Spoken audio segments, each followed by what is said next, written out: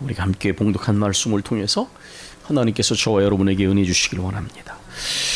언젠가 어떤 드라마에서 이런 대사가 등장하는 장면을 봤습니다. 당신은 한 번이라도 내가 진짜 원하는 게 무엇인지 물어본 적이라도 있어? 그것은 평생을 함께 살아온 아내가 참고 참았다가 감정이 폭발하면서 남편에게 한 말이었습니다. 남편은 자기가 하고 싶은 것 하고 돌아다니는데 아내는 매일 집에서 살림살이하고 아이를 돌보고 남편 뒤치다꺼니 하느라고 몸이 10개라도 모자랄 지경으로 삶을 살아왔는데 평생을 살아오면서도 남편은 언제나 타박이나 주고 전혀 알아주지 않는 것에 대한 아내의 서운함이 잔뜩 담긴 말이었습니다. 저는 실제로 시부모를 오랜 시간 병수발한 자신에게 남편이 힘들긴 뭘 힘들어 남들도 다 하는데 이 말 한마디에 큰 상처를 받았고 참 많이 서운했다는 말을 직접 전해든 일이 있습니다. 평생 살아온 관계, 평생을 살아왔으면 서로를 더 이해하고 정말 버팀목이 돼야 되는데 남편이 내 편이 아니라 남의 편이라는 우스갯소리처럼 부부관계도 이런 일들이 적지가 않은 것 같습니다. 당신은 한 번이라도 진짜 내가 원하는 게 무엇인지 물어본 적이라도 있어? 이것은 세월의 길이 속에 아내가 남편이 물론 때로는 남편이 아내에게 하는 말일 수 있겠죠. 그러면 우리는 평생 신앙생활을 해온 우리들은 하나님과의 관계에서는 어떨까요? 정말 하나님께 진심으로 하나님께서 우리에게 원하시는지 무엇인지를 진지하게 생각하면서 신앙생활을 해오고 있는지 우리는 생각해 보아야 합니다. 그래서 오늘 설교의 제목을 물음표로 적어놨습니다. 궁금하지 않으면, 묻지 않으면, 또 알기 위해서 자세히 살피지 않으면 사람에게서도 무엇이 힘들고 무엇을 원하는지 알 수 없죠. 하나님과의 관계도 마찬가지입니다. 정말 내가 진지하게 하나님께서 나에게 내 삶에 원하시는 게 무엇인지, 우리 가정과 교회에 원하시는 게 무엇인지를 진지하게 묻지 않으면 얕은 상태에서 머물 수밖에 없는 것이죠. 하나님께서 진짜 원하시는 것이 무엇인가? 하나님께서 진짜 기뻐하시는 것이 무엇인가? 저는 오늘 히브리서의 말씀을 통해서 한번 이 문제를 생각해 보려고 합니다. 우리가 오늘 함께 읽은 이 히브리서 10장의 5절부터 8절에 보면 하나님께서 진짜 원하시는 것이 무엇인지, 기뻐하지 아니하신다라는 부정적 표현을 통해서 하나님이 진짜 원하시고 기뻐하시는지 무엇인지를 우리에게 들려주고 있습니다. 하나님 이 구절은 히브리서 기자에 따르면 예수님이 하신 말씀으로 그렇게 나와 있습니다. 그 5절과 8절에 보면 여기에 나와 있는 이 구절에 기억이 되어 있는데 여러분이 그 기억의 밑에 내려가서 보시면 이게 시편 40편 6절과 8절의 인용인 것을 우리가 알 수가 있습니다. 예수님께서 이것을 인용하셔서 시편 40편 6절로 8절을 인용하셔서 말씀하셨는데 이것은 70인역입니다. 70인역은 유대인들이 포로로 끌려가 전 세계로 흩어진 다음에 모국어인 히브리어를 잊어버렸고 당시에 헬라어가 보편적인 만국 공용어처럼 그렇게 쓰여졌기 때문에 이 구약 히브리어 성경을 헬라어로 70명의 학자들이 번역했다. 그래서 70인역 셉차진타라고 부르는데 이것은 물론 전설이지만 70명의 사람들이 각자 다른 곳에서 번역하고 맞춰보니까 똑같다. 그렇게 전해와서 70인역이라고 부릅니다. 예수님이 계실 때는 성경, 구약 성경이 없었죠. 당연히 나중에 기록된 거니까. 그러니까 예수님이 읽으신 성경은 다 구약 성경입니다. 구약 성경의 헬라어 번역, 그리스어 번역, 이게 70인역입니다. 그 원어를 공부하면 성경을 좀 알기가 좋은 부분이 있는 거죠. 예수님이 이 70인역을 인용하셔서 말씀하셨어요. 제가 이거를 표준 세번역을 한번 좀 읽어보겠습니다. 그러므로 그리스도께서 세상에 오셨을 때에 하나님께 이렇게 말씀하셨습니다. 주님은 제사와 예물을 원하지 않으셨습니다. 그래서 나에게 입히실 몸을 마련하셨습니다.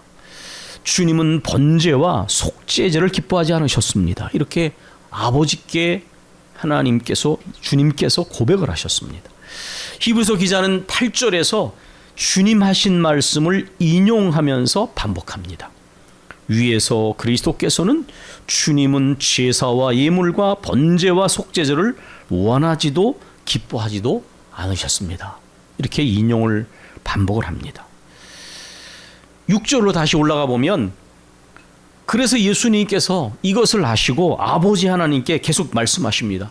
보십시오.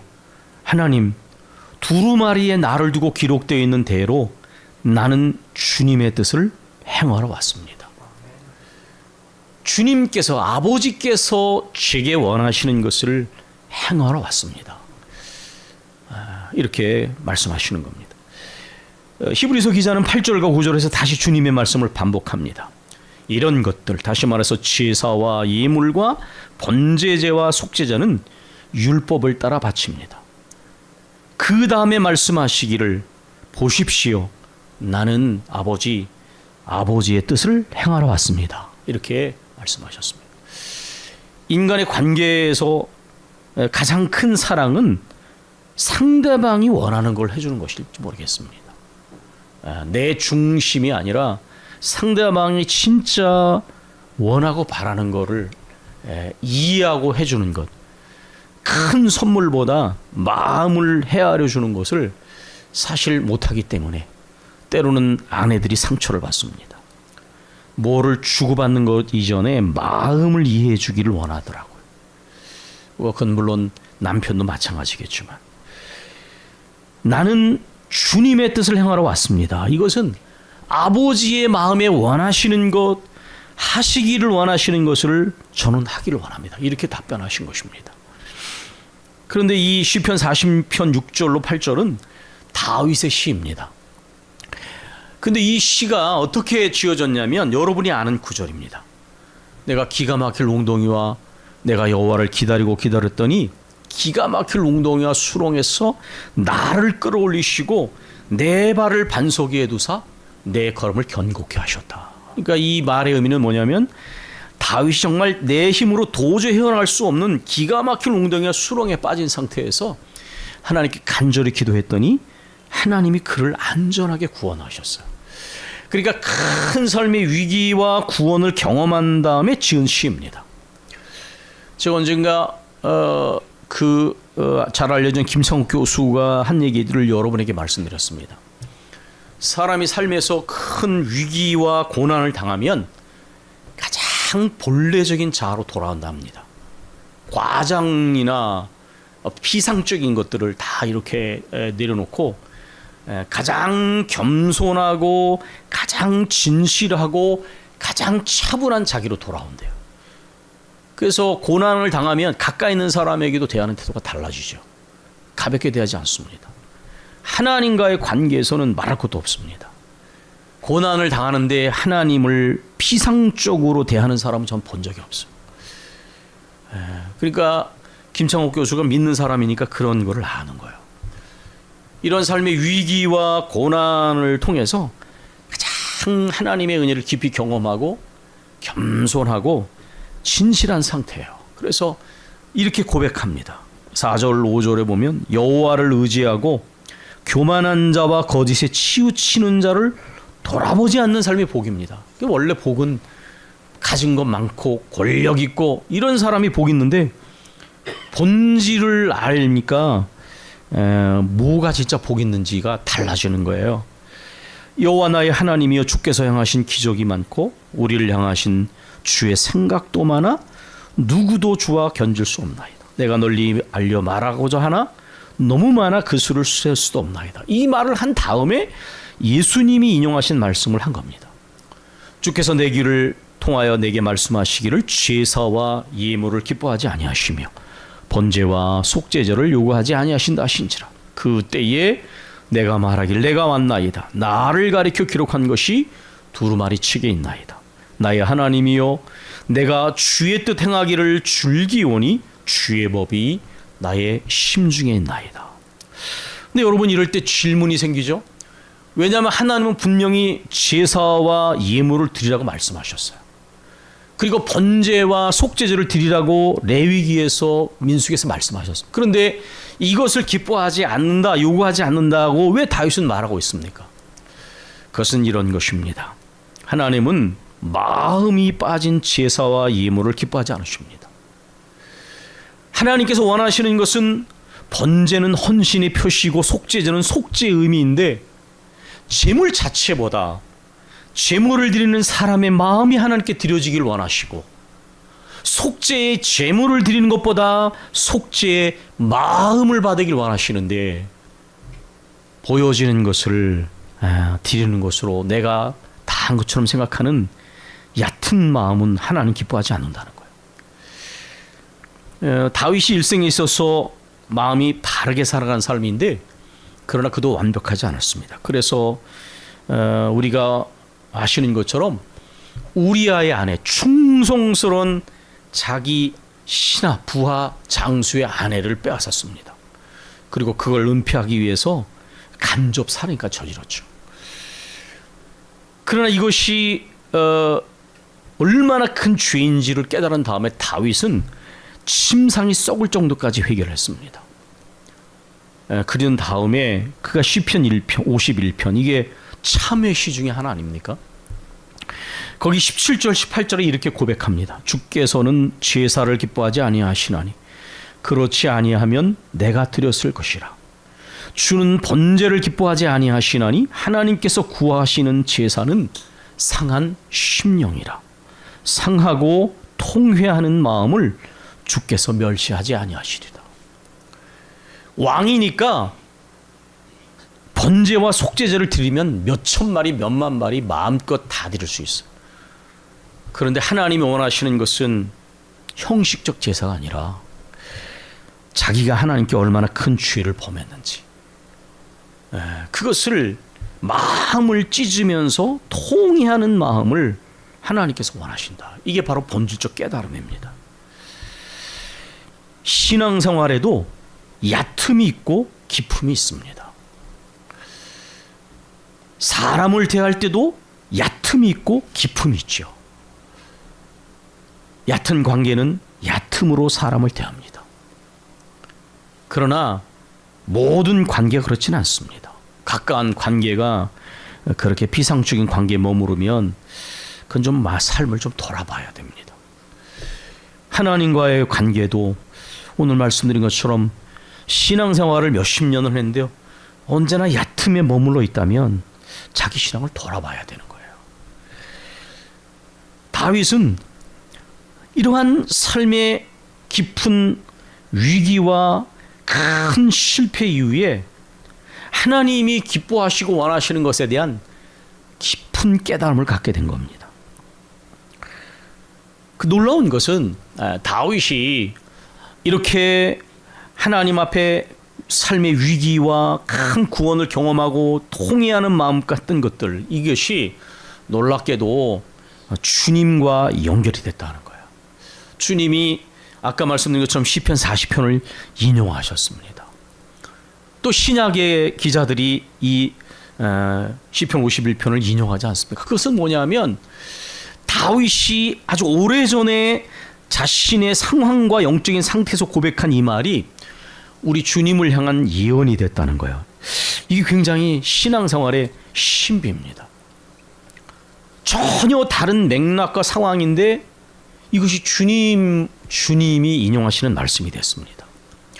근데 우리가 이것은 하나의 신앙의 신비인데 여러분도 그런 경험을 하셨을 누군가 그냥 툭 던듯이 한 말인데 그 말을 통해서 나에게 주시는 하나님 말씀이 들려질 때가 있어요.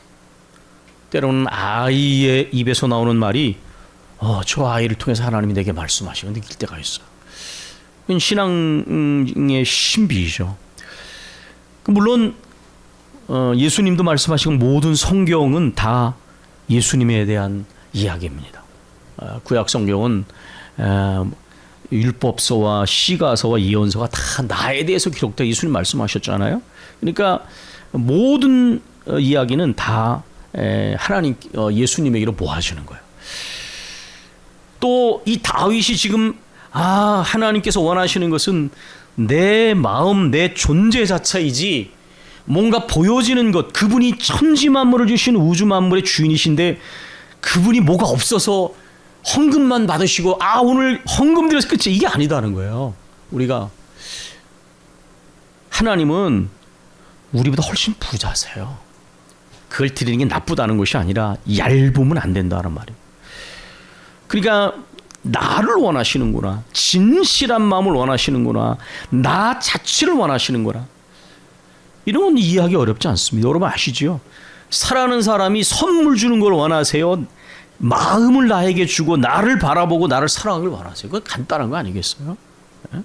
선물로 마음을 달랠나 그러면 얇은 사람이 되는 거예요. 그건 연애할 때는 좀 통할지 모르지만 희노애락을 겪으면서는 딴 여자를 쳐다보면서 선물을 주는 건 기뻐하지 않을 거예요. 그렇지 않겠어요? 하나님과의 관계도 우리가 생각해보면 어렵지 않습니다. 이 아버지의 마음을 잘 이해하셨는데 저는 성경을 해석하는 굉장히 중요한 원칙이 이거라고 생각해요. 가장 온전하고 완전한 것은 예수님에게서 이루어져요. 그러니까 아버지의 마음을 아들이신 예수님처럼 이해하는 분이 누가 있겠습니까? 그러니까 예수님께서는 이 다윗의 이 고백의 가장 완전한 형태를 우리 주님에게서 우리가 볼 수밖에 없는 거예요. 아들이 아버지의 마음을 가장 잘 이해하고 고백한 말. 그런데 우리는 어떠냐 하면 위기 동안에 가장 진실해지고 차분해지거든요. 우리가 얕고 가볍기 때문에. 그러나 삶의 어떤 위기와 고난이 오면 우리가 차분해지잖아요. 진실해지잖아요. 그러니까 우리는 그럴 때에 가장 진실해지고 겸손해지고 가장 온전해진 그 마음이 주님에게는 언제나 그분의 모습이셨다는 거죠. 아버지의 마음을 다 이해하고 아시는 마음이었습니다. 오늘 본문에 그림자라는 표현과 참형상이라는 표현을 하는데 이 그림자는 스키아라는 원형인데 이게 뭐냐면 나무가 햇빛을 가려 생기는 그늘을 말하는 거예요. 근데 이 그늘이 비춰지면 희미한 형체는 있지만 진짜 본 모습은 아니잖아요. 마치 플라톤의 동굴에 비해 나오는 것처럼 그런 모습을 형상하게 하는데 이 형상은 에이콘이 본질을 말하는 거예요. 여기 그림자가 있으면 그림자가 아닌 진짜를 말하는 거예요. 그런데 이 그림자는 뭐냐? 구약에 나타난 모든 제사법들이에요.